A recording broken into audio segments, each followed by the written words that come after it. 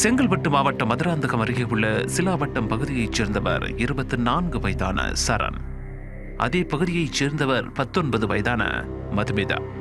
பக்கத்து வீட்டைச் சேர்ந்த இருவரும் நீண்ட நாட்களாக காதலித்து குடும்பத்தினர் எதிர்ப்பையும் மீறி திருமணம் செய்து கொண்டனர். இதைத் தொடர்ந்து ஒரத்தி பகுதியில் தனியாக வீடு எடுத்து இவர்கள் வசித்து வந்தனர்.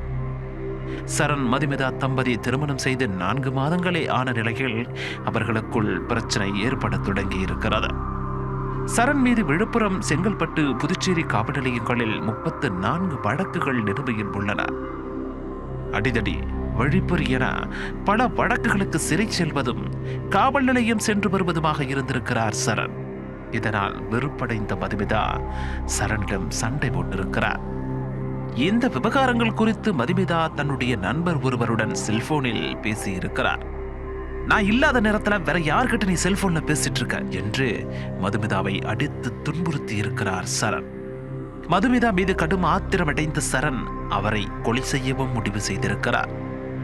அவரது திட்டத்தின்படி கோயிலுக்கு செல்லலாம் என கூறி மனைவி மதுமிதாவை மணந்தமங்கலம் மலைப்பகுதிக்கு அழைத்துச் சென்றிருக்கிறார். அங்கே ஆட்கள் நடமாட்டம் இல்லாத பகுதியில் வைத்து மதுமிதாவின் கழுத்தை கொடூரமாக அறுத்து கொலை செய்திருக்கிறார் சரண். பின்னர் மதுமிதாவின் உடலை அங்கேயே போட்டுவிட்டு சரண் மட்டும் தப்பிச் சென்று விட்டார்.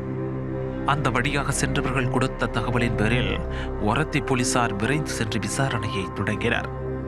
மதுமிதா உடலை கைப்பற்றி செங்கல்பட்டு அரசு மருத்துவமனைக்கும் அனுப்பி வைத்தனர். தலைமறைவாக இருந்த சரணை கைது செய்து அவரை போலீசார் சிறையில் அடைத்துள்ளனர். 4 மாதத்தில் கசந்து போன காதல் திருமண வாழ்க்கை கொலையில் முடிந்துவிட்டது.